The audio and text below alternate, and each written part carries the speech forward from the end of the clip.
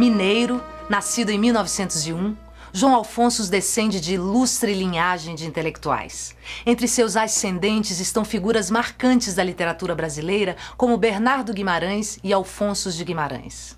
O conto que dá título à primeira coletânea publicada pelo autor é precisamente Galinha Cega. Como ele próprio notou, essa história simples, tão afortunada, verdadeira até um certo ponto, tornou-se tão popular que deu-lhe a impressão de que ele acabaria reconhecido como autor de um único conto, como outros autores ficaram na memória literária como escritores de um só soneto, de um único verso. Mas esse sucesso, se bem que exagerado, quando consideramos a obra de João Alfonso em sua totalidade, tinha sua razão de ser.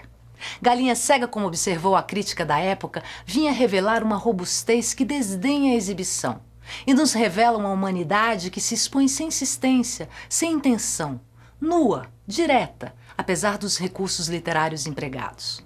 Obra-prima autêntica, de pronto aclamada por leitores e críticos, mantém viva até hoje a admiração de uns e outros, superando largamente a popularidade de seus excelentes contos inseridos em Pesca da Baleia e em Eis a Noite.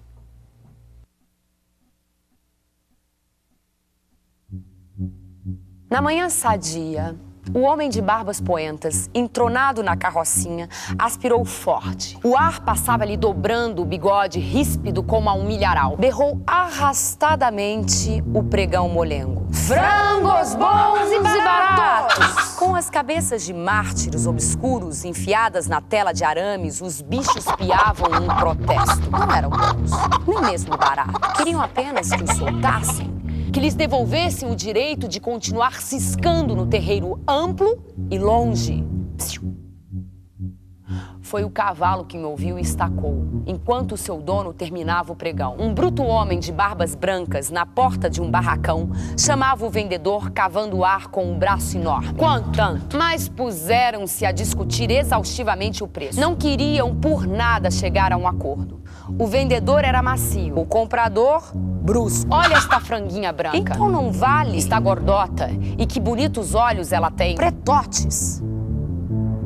Vá lá. O homem de barbas poentas entronou-se de novo e persistiu em gritar pela rua que despertava. Frangos bons e baratos! Carregando a franga, o comprador satisfeito penetrou no barracão. Olha, Inácia, o que eu comprei. A mulher tinha um eterno descontentamento escondido nas rugas. Permaneceu calada. Olha os olhos, pretotes. Gostei dela e comprei. Garanto que vai ser uma boa galinha. No terreiro, sentindo a liberdade que retornava, a franga agitou as pernas e começou a catar afobados bagos de milho que o novo dono lhe atirava divertidíssimo. Perto, havia moitas de pitangueiras, a cuja sombra os galináceos podiam flanar à vontade e dormir a cesta. Agora a vida voltava a ser boa. Não tinha saudades do torrão natal, possuiu bastante para a sua felicidade. Liberdade, Emílio, só o galo. É que às vezes vinha perturbá-la incompreensivelmente. Já lá vinha ele, bem elegante, com plumas, forte, resoluto. Já lá vinha. Não havia dúvida que era bem bonito. Já lá vinha. Sujeito cacete. O gala rodeou-a, abriu a asa, arranhou as penas com as unhas, embarafustaram pelo mato numa carreira doida. E ela teve a revelação do lado contrário da vida. Sem grande contrariedade, a não ser o propósito inconscientemente feminino de se esquivar, querendo e não querendo. A melhor galinha, Inácia. Boa beça. Não sei por quê. Você sempre besta, pois eu sei. Besta? Desculpe, Inácia. Foi sem querer. Também você sabe que eu gosto da galinha e fica aí me amolando. Besta é você. Eu sei que eu sou. Ao ruído de milho se espalhando na terra, a galinha foi correndo defender o seu quinhão. E os olhos do dono descansaram nas suas penas brancas, no seu porte firme, com ternura. E os olhos notaram logo a anormalidade. A branquinha era o nome que o dono lhe botara. Bicava o chão doidamente e raro alcançava um grão. Bicava quase sempre a uma pequena distância de cada bago e repetia o golpe, repetia com desespero, até catar um grão que nem sempre era aquele que visava. O dono correu atrás da branquinha, agarrou-a, lhe examinou os olhos, estavam direitinhos.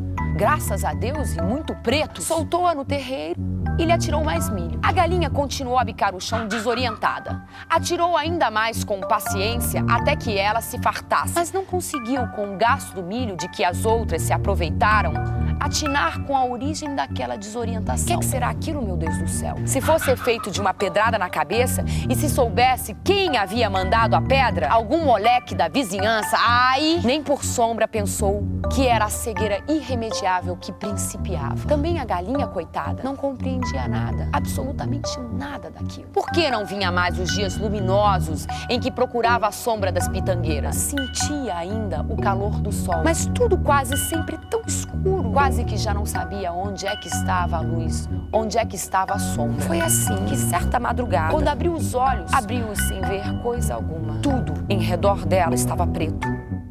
Era só ela, pobre, indefesa galinha, dentro do infinitamente preto, perdida dentro do inexistente, pois o mundo desaparecera e só ela existia inexplicavelmente dentro da sombra do nada. Estava ali no puleiro, ali se anularia quietinha, se fanando quase sem sofrimento. Por quanto admirável clarividência dos seus instintos não podiam conceber que ela estivesse viva e obrigada a viver, quando em redor se havia sumido. Porém, suprema crueldade, os outros sentidos estavam atentos e fortes em seu corpo. Ouviu que as outras galinhas desciam no puleiro cantando alegremente. Ela, coitada, armou um pulo no vácuo e foi cair no chão, invisível, tocando com o bico pés, peito, o corpo todo. As outras cantavam, queria ver para depois cantar. As mãos carinhosas do dono suspenderam-na do chão. A coitada está cega, Inácia, cega. Nos olhos raiados de sangue do carroceiro, ele era carroceiro, boiavam duas lágrimas enormes. Religiosamente, pela manhãzinha, ele dava milho na mão para a galinha seca. As bicadas tontas de violentas faziam doer a palma da mão calosa. E ele sorria, depois a conduzia ao poço, onde ela bebia com os pés dentro da água. A sensação direta da água nos pés lhe anunciava que era hora de matar a sede. Curvava o pescoço rapidamente, mas nem sempre o bico atingia a água. Muita vez, no furor da sede longamente guardada, toda a cabeça mergulhava no líquido. E ela sacudia assim, molhada no ar. Gotas inúmeras se espargiam nas mãos e no rosto do carroceiro agachado junto ao poço. Aquela água era como uma bênção para ele. Como água benta com que Deus, misericordioso e acessível, espargisse todas as dores animais. Depois de satisfeita a sede, levava-a para o pequeno cercado de tela, separado do terreiro, que construía especialmente para ela. As outras galinhas martirizavam muito a branquinha. De tardinha, dava-lhe outra vez milho e água e deixava a pobre cega num puleiro solitário dentro do cercado, porque o bico e as unhas não mais catassem e ciscassem, puseram-se a crescer. A galinha ia adquirindo um aspecto irritório de rapaz. Ironia do destino. O bico recurvo, as unhas aduncas, o tal crescimento já lhe atrapalhara os passos, lhe impedia comer e beber. Ele notou mais essa miséria e, de vez em quando, com a tesoura, aparava o excesso de substância córnea no serzinho desgraçado e que... Entra! Centra! A meninada ria a maldade atávica no deleite do futebol originalíssimo. A galinha se abandonava sem protesto na sua treva ao léu dos chutes. Ia e vinha. Os meninos não a chutavam com tanta força como a uma bola, mas gozavam a brincadeira. O carroceiro nem quis saber por que é que a sua ceguinha estava no meio da rua. Avançou como possesso com o chicote que assoviou para atingir umas nádegas tenras. Zebrou carnes nos estalos da longa tira de sola. O grupo de guris se dispersou em prantos, risos, insultos pesados, revolta. Quando saiu do xadrez na manhã seguinte, levava um nó na garganta. Rubro de raiva, impotente, foi quase que correndo para casa. Onde está a galinha, Inácia? Vai ver. Encontrou-a no terreirinho, estirada, morta. Por todos os lados havia penas arrancadas, mostrando que a pobre se debatera. Lutara contra o inimigo antes deste abrir-lhe o pescoço, onde existiam coágulos de sangue. Era tão trágico o aspecto do marido que os olhos da mulher se esbugalharam de pavor. Não fui eu, com certeza. Um gambá. Você não viu? Não acordei.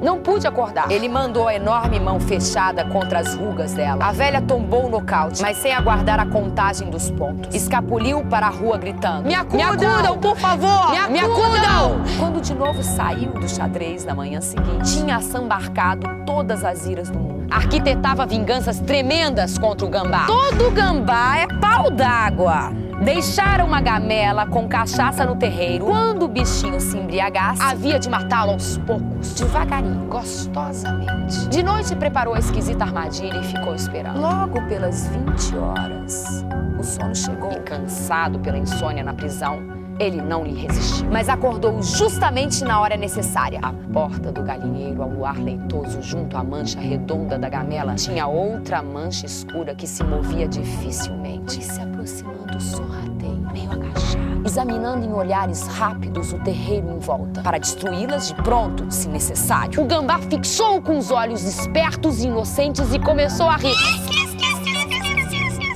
Se o gambá fosse inglês, com certeza estaria pedindo beijo, mas não era.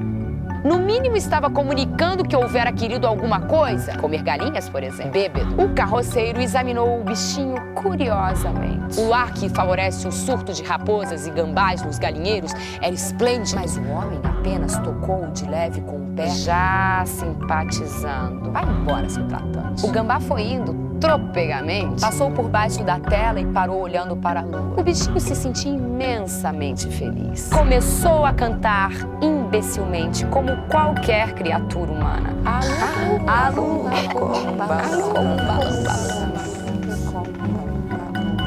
E adormeceu de súbito, debaixo de uma pitangueira.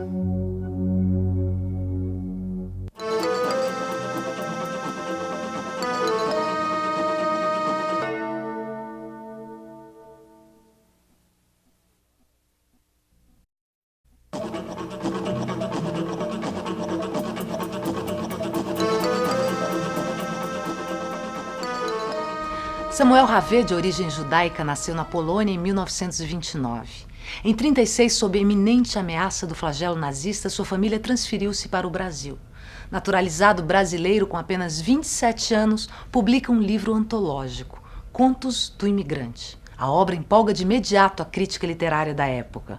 Desse livro foi extraído o conto Gringuinho, o qual nos mostra o problema da adaptação das crianças, os conflitos que fatalmente surgem tanto na esfera social como na familiar, o drama da incompreensão apresentado em aspectos pungentes, o enfrentamento corajoso dos problemas atuais, a realidade e as lembranças do país abandonado em contraponto. Nota-se o estilo por vezes hermético, a linguagem sincopada, a trama fugidia, a fusão entre realidade e memória, a retomada intermitente do tema obsessivo e a pontuação psicológica altamente carregada. Tudo isso e o talento do autor proporciona-nos uma obra-prima rara. Chorava. Não propriamente o medo da surra em perspectiva, apesar de roto o uniforme. Nem para isso teria tempo a mãe. Quando muito uns berros em meio à rotina, tiraria a roupa. A outra, suja, encontraria no fundo do armário, para a vadiagem. Ao dobrar a esquina, tinha certeza de que nada faria hoje. Os pés, como facas alternadas, cortavam o barro de pós-chuva. A mangueira do terreno baldio, onde caçavam gafanhotos ou jogavam bola, tinha pendente a corda do balanço improvisado. Reconheceu-a. Fora sua e restara da forte embalagem que os seus trouxeram. Ninguém na rua. Os outros, de certo, não voltaram da escola ou já almoçavam. Ninguém percebeu-lhe o choro. A vizinha sorriu ao espantar o gato enlameado da poltrona da varanda. Conteve o soluço ao empurrar o portão. Com a manga, esfregava o rosto, marcando faixas de lama na face. Brilhavam ainda da chuva as folhas do ficus. Olhou a trepadeira. Novinha, mas já quase passando a janela. Na sala, hesitou entre a cozinha e o quarto. A mãe, de lenço à cabeça, estaria descascando batatas ou moendo carne. Despertara-lhe a atenção ao lançar os livros sobre a cômoda. Que trocasse a roupa e fosse buscar cebolas no armazém. Nada mais. Nem o rosto enfiara para ver-lhe o ar de pranto e a roupa em desalinho. À entrada do quarto, surpreendeu o blá blá blá do caçula, que, olhos no teto, tocava uma harpa invisível. Blá blá blá blá blá. Era-lhe estranha essa blá blá blá. Quase estranho, apesar dos meses, os companheiros. Os olhos no quadro negro espremiam-se, como se auxiliassem a audição perturbada pela língua. Autômato copiava nomes e algarismos. A estes compreendia, procurando intuir as frases da professora. Às vezes, perdia-se em fitá-la. Dentes incisivos salientes, os cabelos lembrando chapéus de velhas múmias, os lábios grossos. Outras, rodeava os olhos pelas paredes, carregadas de mapas e figurões. A janela lembrava-lhe a rua onde se sentia melhor. Podia falar pouco, ouvir. Nem provas, nem arguições. O apelido. Amolava-o a insistência dos moleques. Esfregou ante o espelho os olhos empapuçados. Ontem, rolara na vala com Caetano. Após a discussão, atrapalhou o jogo. Negrinho cresceu em sua frente no ímpeto de derrubá-lo. Gringuinho burro ajeitou sobre a cama o uniforme. A lição não a faria. Voltar à mesma escola sabia impossível também. Por vontade, a nenhuma. Antigamente, antes do navio, tinha seu grupo. Verão, encontravam-se na praça e, atravessando o campo, alcançavam o riacho, onde nus podiam mergulhar sem medo. À achatura das lições do velho barbudo, de mão farta e pesada nos tapas e beliscões, havia o bosque como recompensa. Castanheiros de frutos espinhentos e larga sombra, colinas onde o corpo podia rolar até a beira do caminho, framboesas que se colhiam à farta, cenoura roubada da plantação vizinha. A voz da mãe repetia o pedido das cebolas. Coçar de cabeça sem vontade. No inverno, havia o trenó que se carregava para o montante. O rio gelado, onde a botina ferrada deslizava, qual patim. Em casa, a sopa quente de beterrabas ou o fumegar de repolhos. Sentava-se no colo do avô, recém-chegado das orações, e repetia com entusiasmo o que aprendera. Onde o avô gostava do roçar da barba na nuca, que lhe fazia cócegas, e dos contos que lhe contava ao dormir. Sempre milagres de homens santos. Sonhava satisfeito com a eternidade. A voz do avô era rouca, mas boa de se ouvir, mais quando cantava. Os olhos no teto de tábuas, ou acompanhando a chaminé do fogão, a melodia atravessava-lhe o sono. Hoje entrara tarde na sala. Não gostava de chamar a atenção sobre si, mas teve que ir à mesa explicar o atraso. 50 pares de olhos fixos em seus pés, que tremiam. A custo conteve as lágrimas quando tomou o lugar.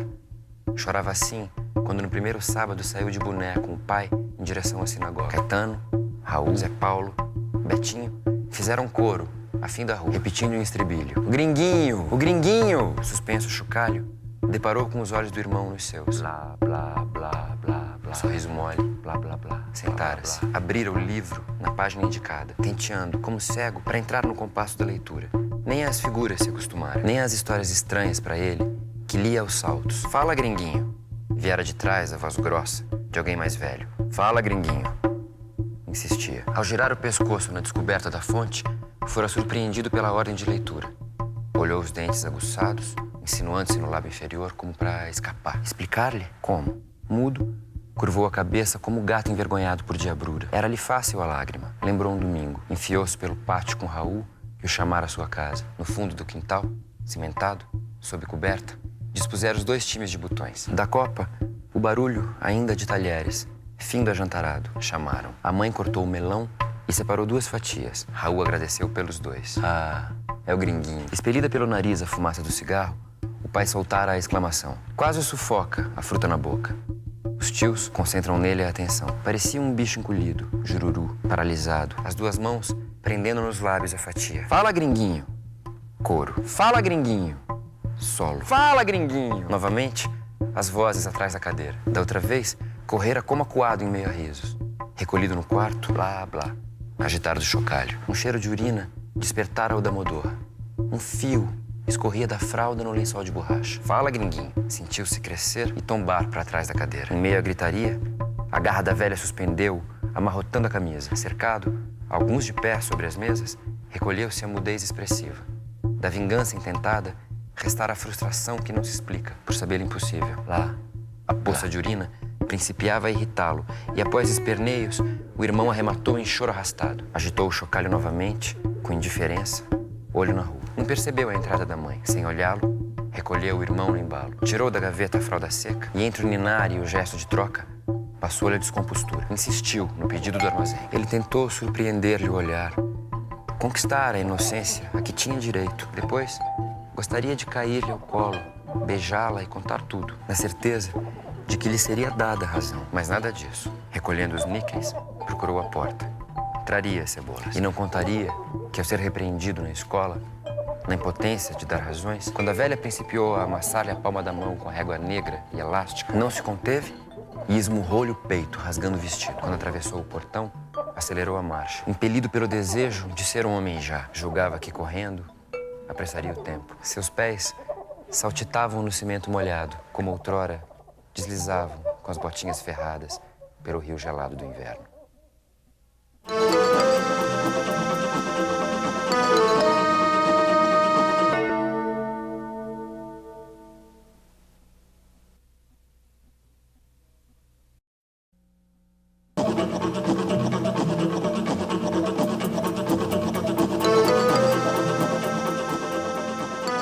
Na crise dos 40 anos, transforma-se o contista e o romancista Machado de Assis. No início da década de 1880, os leitores brasileiros conheceram o romance Memórias Póstumas de Brás Cubas e os contos de Papéis Avulsos.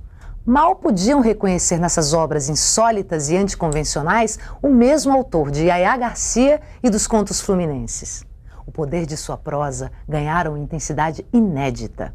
Era como se estivesse dominando uma série de efeitos novos, de uma nova música. Os óculos, pelos quais passava a ver o mundo e os homens, tinham as lentes da ironia cética e desabusada. Ideias de Canário mostram-nos com fino humorismo os conceitos cosmológicos de um canário. Ora, tais conceitos variam de acordo com o tempo e o espaço. Assim, o mundo poderia ser mera loja de Belchior. Volátil, transforma-se num longo e belo jardim. Ao final, genérico e abrangente, tem a forma de um espaço azul e infinito. Ao homem dado a estudos de ornitologia, só resta o piparote do autor e o trilar zombeteiro do canário.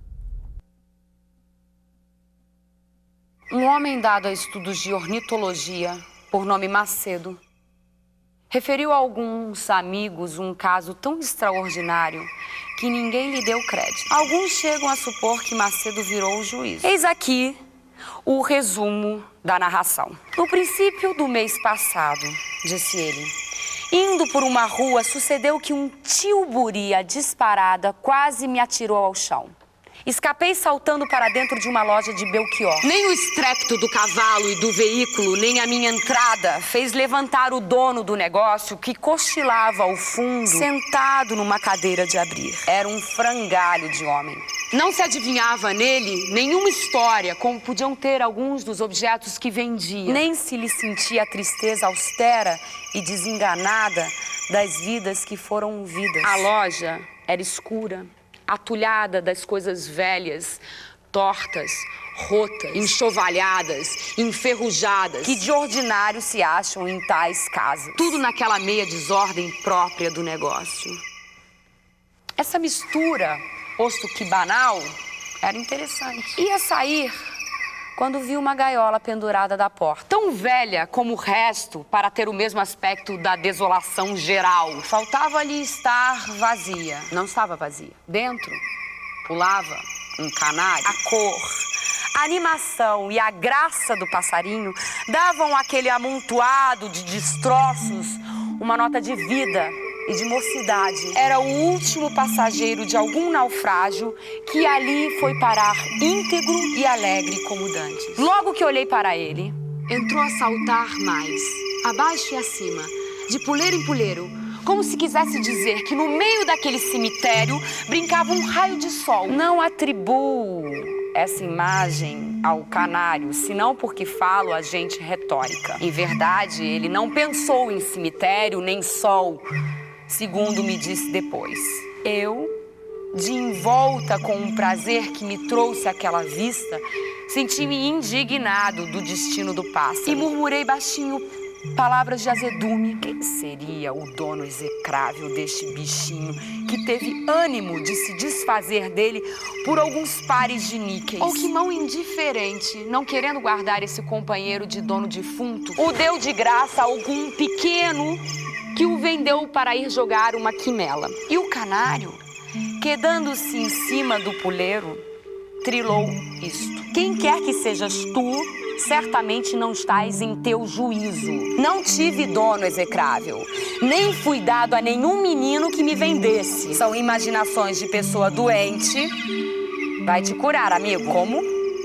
Interrompi eu sem ter tempo de ficar espantado. Então o teu dono não te vendeu esta casa? Não foi a miséria ou a ociosidade que te trouxe a este cemitério como um raio de sol? Não sei que seja sol nem cemitério.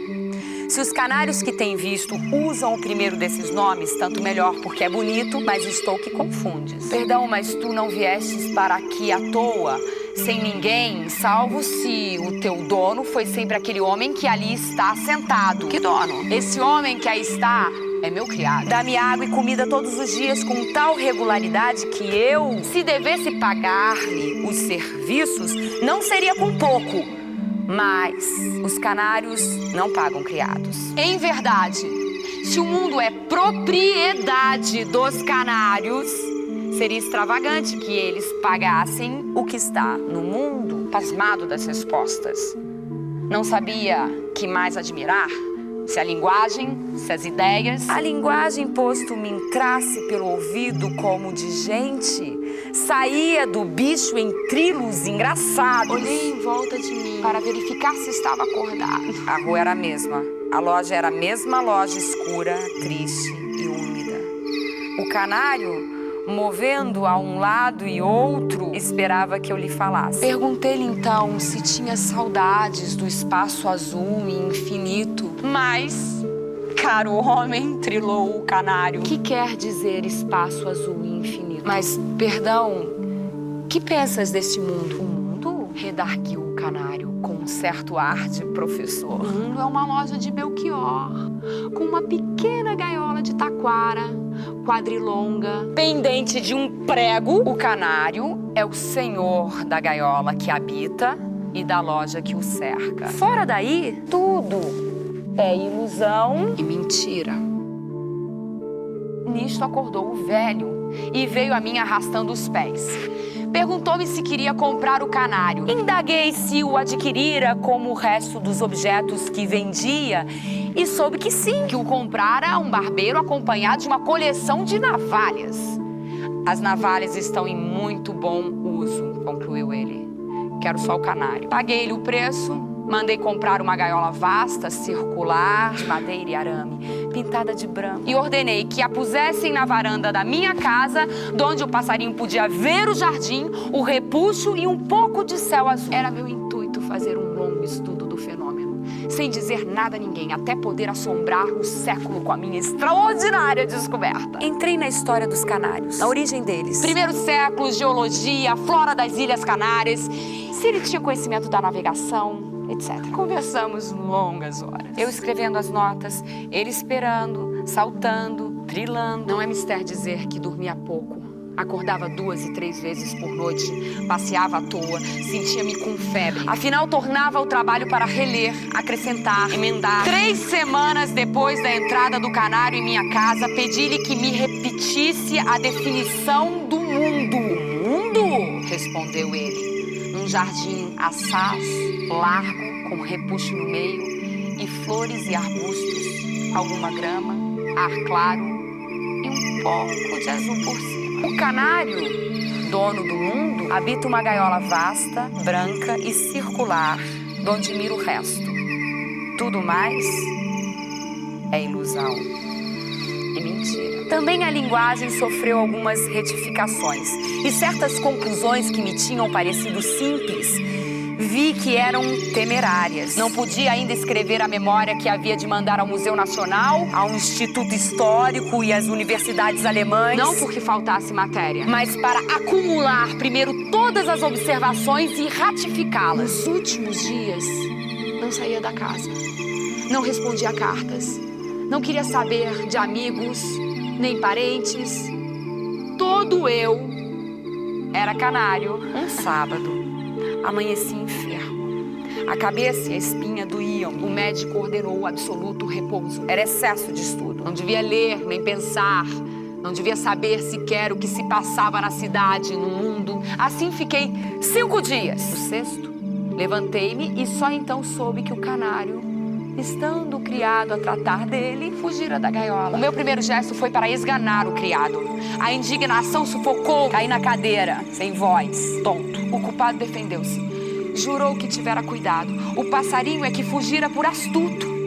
Mas não o procuraram? Procuramos, sim, senhor. A princípio trepou ao telhado, trepei também. Ele fugiu, foi para uma árvore. Depois escondeu-se não sei onde. Tenho indagado desde ontem, perguntei aos vizinhos, aos chacareiros. Ninguém sabe nada. Felizmente a fadiga estava passada. E com algumas horas pude sair à varanda e ao jardim. Nem sombra de canário. Indaguei, corri, anunciei nada. Tinha já recolhido as notas para compor a memória, ainda que truncada e incompleta, quando me sucedeu visitar um amigo que ocupa uma das mais belas e grandes chácaras dos arrabaldes. Passeávamos nela antes de jantar, quando ouvi trilar esta pergunta. Viva, senhor Macedo, por onde tem andado que desapareceu? Era o canário. Imaginem como fiquei. E o que lhe disse? O meu amigo cuidou que eu estivesse doido, mas que me importavam cuidados de amigos. Falei ao canário com ternura. Pedi-lhe que viesse continuar a conversação naquele nosso mundo composto de um jardim e repuxo, varanda e gaiola branca e circular. Que jardim? Que repuxo? O mundo, meu querido.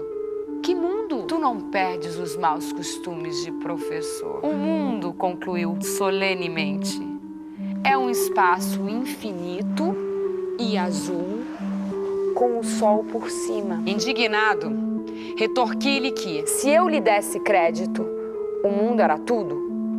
Até já fora uma loja de Belchior. De Belchior, trilou ele as bandeiras despregadas. Mas há mesmo lojas de Belchior?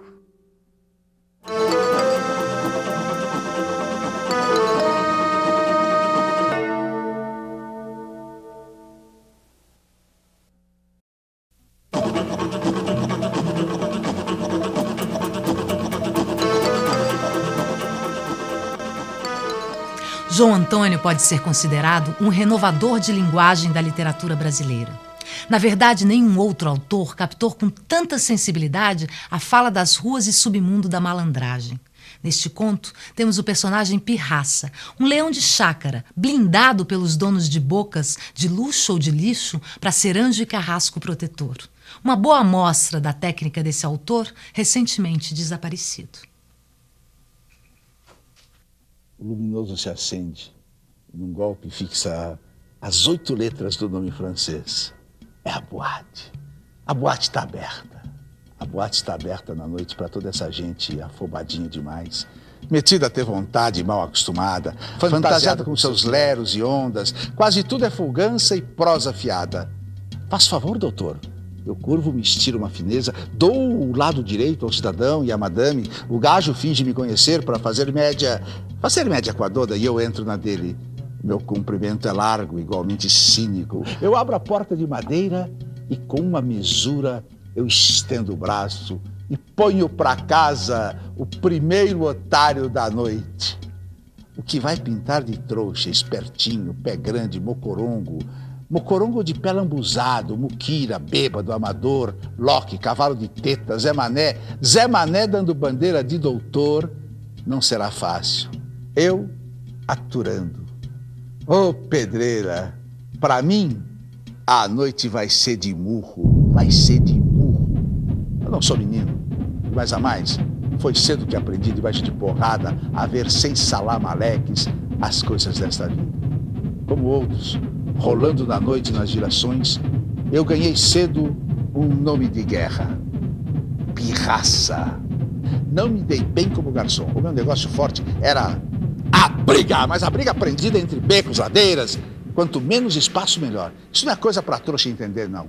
O velho Manuel das Couves, esse sim, era um perigoso. Hoje, de cabelo branco, mamando aluguéis lá pelos lados do Grajaú. Esse sim era uma pedra 90. Leão dos leões. Foi ele quem me notou. Muita vez, o jogo me ajudou a levantar algum trocado. Olha, mordi muitos trouxas, mas eu estava no ambiente. Não era grande vantagem aliviar o pororó dos locks. Me diga uma coisa, para que os otários querem dinheiro? Para quê? Deram para xingar essa minha viração de leão de chácara. Eu não gosto do nome, não gosto do nome. Ele marca, deixa na cara uma situação de fortaleza, de mando. Isso é ruim. Eu prefiro que os trouxas me tratem como porteiro, como seu Zé, ou como Pirraça. É um disfarce, é um H, que me permite fazer negaças e confundir a maioria quando a situação é preta. De mais a mais, em 30 anos de janela, é raro um cara que saiba o meu nome verdadeiro. O falador se dá mal na vida e o come quieto só come, porque não fala. Pois eu gosto de respeito e distância com os fariseus, a quem eu sirvo e aturo. Guarabira, cachaçinha, caruara, valentes muito sérios, professores de briga, ferviam, encaravam, eram arrepiantes. Meia-noite, Madame Satã, Camisa Preta, Miguelzinho da Lapa, Saturnino, João Cobra, Nelson Naval, Caneta, esse sim, davam o tom e jogavam de mão na Lapa num pedação da Cinelândia. E no Mangue tinham suas mulheres na vida, malandravam com os homens da polícia. Não é que eu tenha saudade do passado, que hoje eu vivo bem mais na sombra do boi do que os antigos. Eu não sou um cabra dado a fricotes. Agora, o ano preto do trotuar foi do quarto centenário. Os homens queriam limpar a cidade. Queriam limpar a cidade porque eles iam receber gente importante. Precisava ficar bonitinha para o quarto centenário. Foi um arrastão. Ladrão, marafona, pedinte, maltrapilho, indigente, moleiro, cego. Esses cegos pobrezinhos de rua, engraxate, aleijado, limpador de carro.